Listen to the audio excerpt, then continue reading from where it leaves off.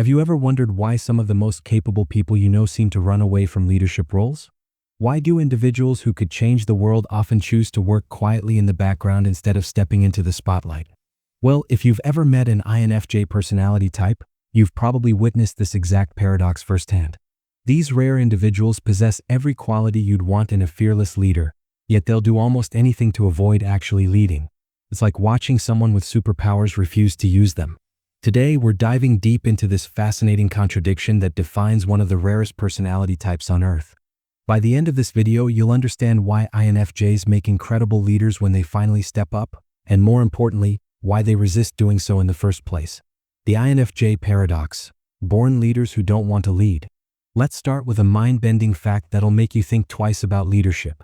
INFJs make up only 1 to 3% of the population, yet when you look at transformational leaders throughout history, you'll find an unusually high number of them were INFJs.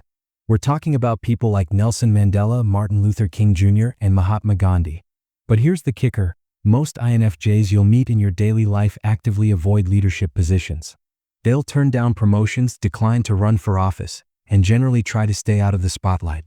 It's not because they can't lead, it's because they don't want to. This creates what psychologists call the INFJ leadership paradox.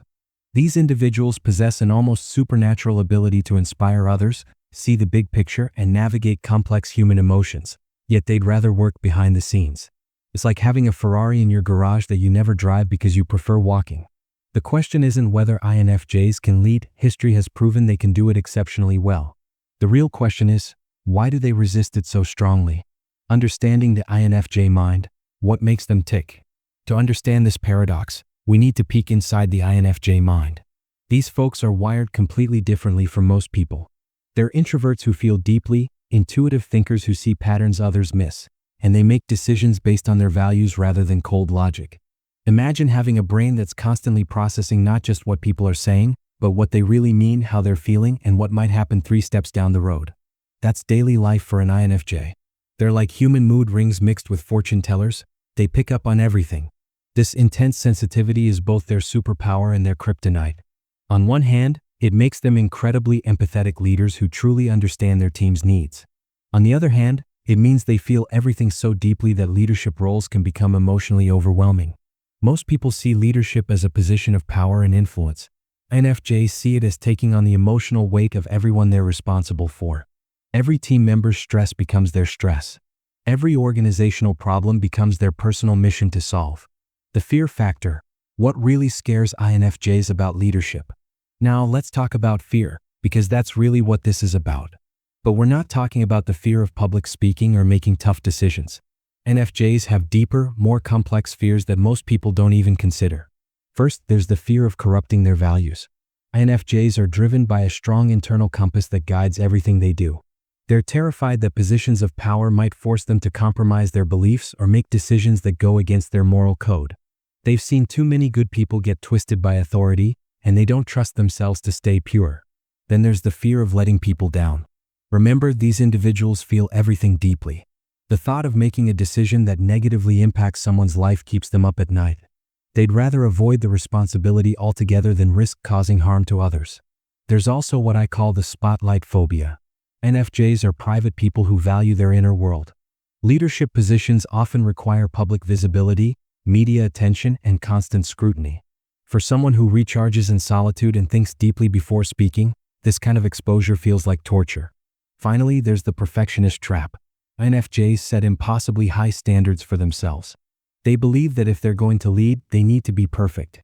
And since perfection is impossible, they'd rather not try at all. The burden of empathy, when feeling everything becomes overwhelming. Let's dig deeper into something that non-INFJs often don't understand: the emotional burden of extreme empathy. Imagine walking into a room and immediately sensing everyone's mood, their hidden frustrations, their unspoken needs, and their secret fears. That's just Tuesday for an INFJ. Now imagine being responsible for all those people as their leader. Every conflict between team members becomes your emotional problem to solve. Every person's career disappointment becomes something you feel compelled to fix. Every organizational change creates ripple effects that you see and feel before anyone else does. This isn't just regular empathy we're talking about. It's like having emotional superpowers that you can't turn off.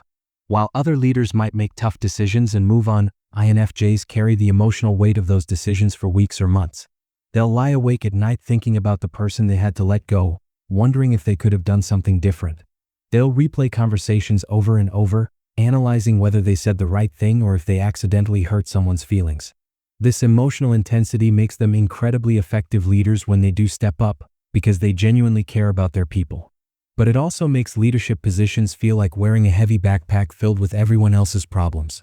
Why traditional leadership models don't fit INFJs. Here's something that might surprise you. Most leadership training programs are designed for extroverted thinking types, not for INFJs. Traditional leadership models emphasize quick decision-making, assertive communication, and competitive strategies. For an INFJ, this feels like trying to fit a square peg into a round hole. INFJs lead through inspiration, not intimidation. They prefer collaborative decision-making over autocratic commands. They need time to process complex situations internally before making major choices. And they're more interested in serving their people than in wielding power over them. The corporate world often rewards leaders who can make snap decisions, give forceful presentations, and navigate office politics with ease. INFJs excel at none of these traditional leadership behaviors. They need time to think, they prefer meaningful conversations over small talk, and they'd rather solve problems than play political games. This mismatch between their natural leadership style and what organizations expect creates a double bind. INFJs know they could lead effectively if given the space to do it their way, but they're often forced into leadership molds that feel completely unnatural. It's like asking a brilliant composer to become a rock star. They both involve music, but the skills and temperament required are completely different. The hidden strengths. What makes INFJs natural-born leaders? Despite their reluctance to lead, INFJs possess some of the most powerful leadership qualities imaginable. Let's explore what makes them so naturally gifted at guiding others, even when they don't want to. First, there's their visionary ability. INFJs don't just see what is, they see what could be. They have an almost mystical ability to envision better futures and inspire others to work toward those visions. When Martin Luther King Jr. said, "I have a dream," he was tapping into this classic INFJ superpower. Their intuitive understanding of people is also remarkable. While other leaders might need personality assessments or team-building exercises to understand their employees, INFJs just know. They can sense who needs encouragement, who's struggling with personal issues, and who has untapped potential. INFJs are also natural mentors and developers of people. They see the best in others and have an uncanny ability to help people reach their full potential. They don't just manage tasks, they nurture human beings. Their commitment to authentic leadership is refreshing in a world full of corporate politicians. INFJs lead from their values, not from a playbook. They're consistent, trustworthy, and genuine in ways that inspire deep loyalty from their followers. The perfectionist trap. When high standards become paralyzing. Let's talk about one of the biggest obstacles that keeps INFJs from leadership roles. Their perfectionist tendencies. These individuals set standards for themselves that would make other people dizzy just thinking about them. An INFJ won't just want to be a good leader, they'll want to be the perfect leader. They'll want to make decisions that benefit everyone, solve every problem completely, and never make mistakes that hurt others. Since this is impossible in the real world, many INFJs decide it's better not to try at all. This perfectionism shows up in interesting ways. An INFJ might spend weeks preparing for a simple team meeting, anticipating every possible question and planning responses to scenarios that will probably never happen. They'll second-guess their decisions endlessly, always wondering if there was a better choice they didn't consider. While this attention to detail can be valuable, it becomes paralyzing when taken to extremes. Other personality types might be comfortable with good enough solutions, but INFJs struggle with anything that feels incomplete or imperfect. The irony is that this perfectionist mindset often prevents them from achieving the very excellence they're striving for. By avoiding leadership roles to prevent imperfect performance, they're also avoiding the opportunity to develop their skills and make a real difference. The authenticity dilemma. Staying true in a political world. One of the biggest reasons INFJs avoid leadership positions is their struggle with organizational politics and inauthentic behavior. These individuals value genuine relationships and honest communication above everything else. The thought of having to play political games or manipulate situations for personal gain feels deeply wrong to them. In many organizations, climbing the leadership ladder requires networking, self-promotion, and strategic relationship-building activities that make INFJs uncomfortable. They'd rather be recognized for the quality of their work than for their ability to schmooze with the right people. INFJs also struggle with the performative aspects of leadership. They don't want to pretend to be confident when they're uncertain, or act enthusiastic about initiatives they don't believe in. This authenticity is actually one of their greatest strengths as leaders, but it can be a liability in organizations that expect leaders to always project unwavering confidence. They're also deeply uncomfortable with the idea of making decisions that benefit the organization at the expense of individual employees. While other leaders might see laying off workers as an unfortunate but necessary business decision, INFJs see it as a personal failure to protect the people they're responsible for. This creates a constant tension between what the organization expects and what feels authentic to the INFJ. Rather than compromise their values, many choose to avoid leadership roles altogether. The reluctant heroes. When INFJs finally step up. Despite all their reservations, some INFJs do eventually step into leadership roles, and when they do, the results can be extraordinary.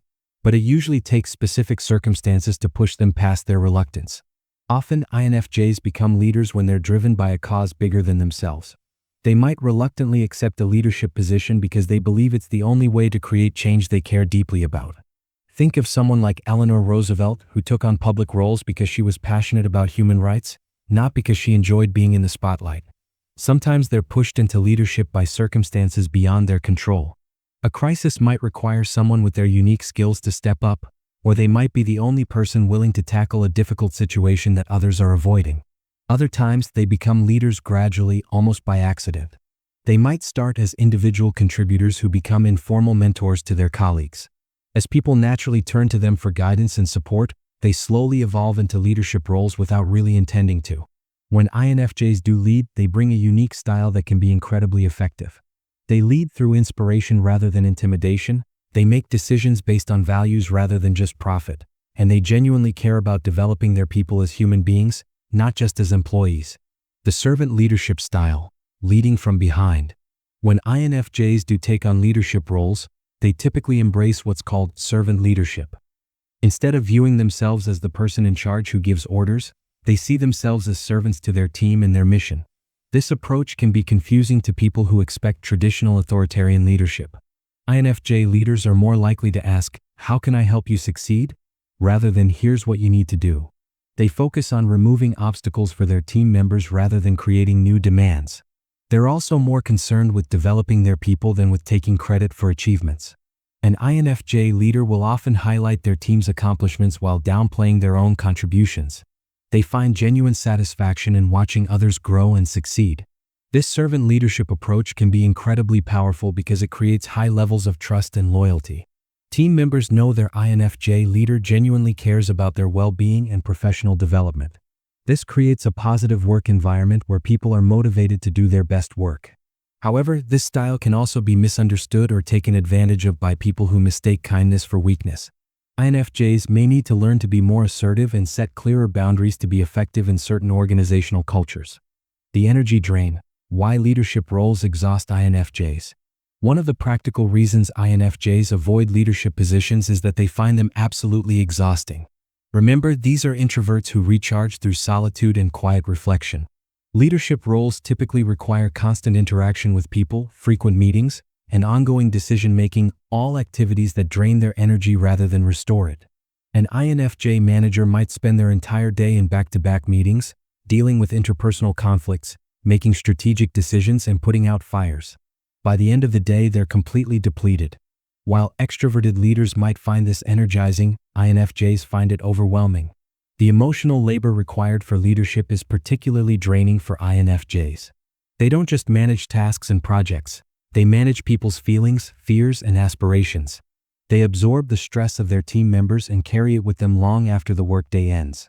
This is why many INFJs prefer individual contributor roles where they can focus deeply on meaningful work without the constant interpersonal demands of leadership. They can be just as influential and valuable to an organization without taking on the energy-draining responsibilities that come with formal authority. The fear of corruption, power, and the INFJ soul. There's a deeper, more philosophical reason why many INFJs avoid leadership positions. They're genuinely afraid that power will corrupt them. They've observed how authority can change people, often not for the better, and they're terrified of becoming someone they don't recognize or respect. INFJs have a strong sense of moral identity that's central to who they are. They define themselves by their values, their authenticity, and their commitment to doing what's right. The thought of compromising these core aspects of themselves, even gradually, is deeply disturbing. They've seen good people become cold and calculating in leadership roles. They've watched ethical individuals make morally questionable decisions because of organizational pressure. They're aware that power can create distance between leaders and the people they serve, and this distance horrifies them. This fear isn't entirely irrational. Research shows that power can indeed change how people think and behave, often making them less empathetic and more focused on self-interest. For an INFJ whose identity is built on empathy and serving others, this transformation would be devastating. So they choose to maintain their moral purity by avoiding positions that might compromise it. They'd rather influence others through example and informal leadership than risk losing themselves in formal authority structures. The overwhelm factor. When responsibility feels too heavy. INFJs have an unusual relationship with responsibility. On one hand, they're incredibly conscientious people who take their commitments seriously. On the other hand, they tend to take on way more responsibility than they should, feeling personally accountable for outcomes that are largely beyond their control. When an INFJ considers a leadership position, they don't just think about the official job description. They imagine themselves responsible for every person they'd be leading, every decision they'd need to make, and every possible consequence of their actions. The weight of this imagined responsibility can feel crushing before they even start. They worry about the person who might not get promoted because of a decision they make. They stress about the project that might fail under their leadership. They agonize over the possibility that their leadership style might not work for everyone on their team. This tendency to take on excessive responsibility makes leadership positions feel overwhelming rather than exciting. While other people might be energized by the opportunity to make a bigger impact, INFJs are paralyzed by the fear of letting people down. The irony is that this deep sense of responsibility actually makes them better leaders when they do step up. But it also makes them much more reluctant to take on leadership roles in the first place. The informal influence, how INFJs lead without leading. Just because INFJs avoid formal leadership titles doesn't mean they don't lead. In fact, many INFJs are incredibly influential within their organizations and communities. They just do it in subtle, behind-the-scenes ways. They might be the person everyone goes to for advice, even though they're not officially in charge of anything. They might be the one who mentors new employees, mediates conflicts, or champions new ideas. They influence through their expertise, their wisdom, and their genuine care for others. This informal leadership style allows INFJs to have significant impact without dealing with many of the aspects of formal leadership that they find uncomfortable. They don't have to navigate organizational politics, attend endless executive meetings, or make decisions that might hurt individual people. They can focus on what they do best, understanding people, solving complex problems, and inspiring others to be their best selves. They can lead through influence rather than authority, and they often find this approach more satisfying and sustainable than formal leadership roles. Many organizations benefit enormously from having INFJs in these informal leadership positions, even if they don't always recognize or reward this type of contribution. The call to action, when mission overcomes fear. Despite all their reservations, there are circumstances that can compel INFJs to step into leadership roles. Usually, this happens when they encounter a mission or cause that's bigger and more important than their personal fears and preferences. An INFJ might reluctantly accept a leadership position if they believe it's the only way to create change they care deeply about. They might overcome their discomfort with authority if they think they can use that authority to help others or solve important problems. This is often how INFJ leaders emerge in crisis situations. When there's a clear need for someone to step up and make difficult decisions, INFJs might overcome their natural reluctance because the alternative, letting the situation deteriorate, is worse than their discomfort with leading. They might also be motivated by a desire to model a different kind of leadership. If they've worked under leaders they didn't respect, they might decide to step up to show that leadership can be done differently, more ethically, and with more genuine care for people. When INFJs do lead from this place of mission-driven motivation, they often become exceptionally effective leaders because they're not leading for personal gain or ego satisfaction. They're leading because they believe it's the right thing to do. Building the right environment. How organizations can attract INFJ leaders. Organizations that want to benefit from INFJ leadership need to create environments that address their specific concerns and play to their strengths. This means rethinking traditional leadership development and support systems. First, organizations need to offer leadership roles that align with INFJ values. This might mean creating positions focused on mentoring and development, organizational culture improvement, or mission-driven initiatives rather than traditional profit and loss responsibility. They also need to provide strong support systems that help INFJs manage the emotional and interpersonal demands of leadership. This might include executive coaching, peer support groups, or flexible work arrangements that give them time to recharge. Organizations should also be clear about their values and demonstrate that they're willing to support leaders who prioritize people over short-term profits. INFJs need to know that they won't be forced to compromise their ethics to be successful leaders. Finally, they need to recognize and reward different leadership styles. Instead of only promoting people who fit traditional extroverted leadership models, they should create pathways for servant leaders, collaborative decision makers, and people who lead through inspiration rather than intimidation. The development path: growing INFJ leaders gradually. When INFJs do decide to pursue leadership roles, they often need a different development path than other personality types. They typically benefit from gradual increases in responsibility rather than sudden promotions to senior positions. Starting with project leadership or team mentoring roles allows them to develop their leadership skills in lower-stakes environments. They can learn to manage the emotional demands of leadership gradually rather than being thrown into the deep end. They also benefit from leadership training that addresses their specific challenges and strengths. Traditional leadership programs that focus on assertiveness and competitive strategies may not be helpful. Instead, they need training on managing empathic overwhelm, setting healthy boundaries, and leading authentically in political environments. Mentorship from other successful INFJ leaders can be incredibly valuable. Seeing examples of people who've maintained their values while leading effectively can help them believe it's possible for them too. They also need ongoing support to manage the energy demands of leadership roles. This might include coaching on delegation, time management, and self-care strategies that help them maintain their effectiveness without burning out. The world needs INFJ leaders. Why their reluctance is a loss. Here's the truth that many people don't realize. The world desperately needs more INFJ leaders, even though most INFJs are reluctant to step up. In an era of increasing complexity, rapid change, and social challenges, the unique qualities that INFJs bring to leadership are exactly what we need. Their ability to see long-term consequences and think systemically is crucial for addressing complex global problems. Their genuine empathy and concern for human well-being is essential for creating organizations and societies that work for everyone, not just the powerful few. Their commitment to authentic leadership is refreshing in a world full of corporate politicians and self-serving executives. Their focus on developing others and creating positive organizational cultures can transform workplaces and communities. The fact that INFJs don't seek power for its own sake actually makes them some of the most trustworthy leaders. They're more likely to use authority responsibly because they didn't pursue it for personal gain. When INFJs avoid leadership roles, we lose access to their wisdom, their vision, and their unique ability to inspire others toward meaningful goals. This is a loss not just for individual organizations but for society as a whole. Conclusion: the paradox continues. So here we are, back where we started, with the fascinating paradox of INFJ leadership. These rare individuals possess almost supernatural leadership abilities, yet they consistently choose to avoid positions of formal authority. They could change the world, but they prefer to stay behind the scenes. We've explored the deep-seated fears that drive this reluctance. The fear of corruption, the fear of compromising their values, the fear of letting people down, and the fear of losing themselves in roles that feel inauthentic.